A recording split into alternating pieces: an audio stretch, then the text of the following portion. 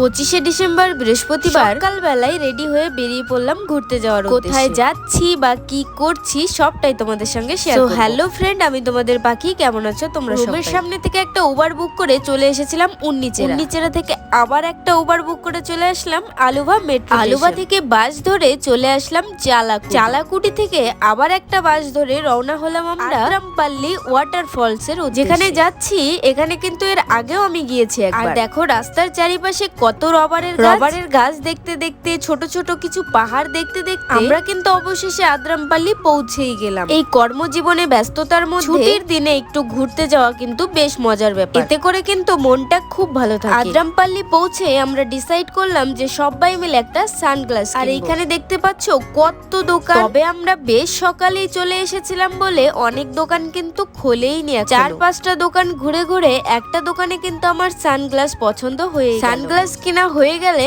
আমরা চলে আসলাম একটা হোটেলে কিছু খাওয়া দাওয়া করবো বলে। যেহেতু আমরা বেরিয়েছি অনেক সকালে আর এখানে আসতে আসতে অনেক বেলাই হয়ে গেছে। আমাদের রুম থেকে এখানকার দূরত্ব প্রায় 4 ঘন্টা। আর জানো তো এই ভেতরে ঢুকলে কিন্তু আমরা আর বেরোতে পারবো না। যেহেতু এখানে টিকিট কেটে ঢুকতে হয়, কারণে একবার যদি বেরিয়ে পড়ি আবার টিকিট কেটে আমাদের ভেতরে ঢুকতে হবে। তাই প্রথমেই প্রবেশ করার আগে খাওয়া দাওয়া করেই ভিতরে প্রবেশ করাটাই ভালো। আর এইখানে একটা নিয়ম আছে জানো তো, হলো এই তোমার হাতে যদি একটা জলের বোতল থাকে, জলের বোতলে একটা করে স্টিকার লাগিয়ে দিয়ে তারা 10 টাকা করে বেশি নিয়ে নেবে এবং তারা বলবে বাড়ি যাওয়ার সময় বোতলটা ফেরত দিলে 10 টাকাও তারা ফেরত দিয়ে দেবে। মানে নিয়মটা এমন দাঁড়ালো তোমার কাছরা তোমাকেই সাফ করতে হবে। কি নিয়মটা কেমন লাগলো? বেশ মজার না? আমার তো বেশ মজা লেগেছে। আর এই হচ্ছে সেই প্রকৃতি, যেটা দেখার জন্য, যেটা উপভোগ করার জন্য আমি সেই সকালবেলা বেরিয়েছি রুম থেকে। জানো তো আমি শুনেছি বাহুবলী মুভির শুটিং নাকি এইখানে হয়েছিল। বাহুবলী মুভির যে হিরো তিনি যে একটা শিবলিঙ্গের পাঠ করেছিল, এই পাঠটা নাকি এই ঝর্ণার কাছে হয়েছিল। আমি কিন্তু সঠিক জানি না, তোমরা যদি জানো অবশ্যই কমেন্টে জানিও। ঘুরতে গিয়ে আমার কিন্তু প্রচন্ড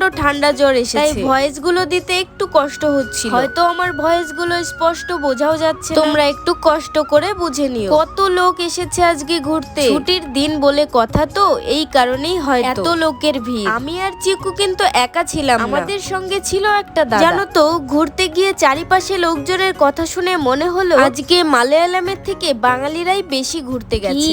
এই ঝর্ণাটা দেখে প্রেমে পড়ে গেলে তো আমার তো এখানে আসতে খুব ভালো লাগে। তবে 3 মিনিটের ভিডিওতে পুরোটা শেয়ার করা সম্ভব নয়, তাই দ্বিতীয় পার্ট দেখার জন্য প্রস্তুত থেকো। দ্বিতীয় পার্টে থাকছে আরো বেশি মজা, আরো সুন্দর সুন্দর দৃশ্য। তাহলে আজকের ভিডিওটা এখানেই শেষ করছি, দেখা হবে নেক্সট কোনো ভিডিও। ভালো লাগলে অবশ্যই একটা কমেন্ট করে জানিও, সাবস্ক্রাইব আর ফলো করতে ভুলো না।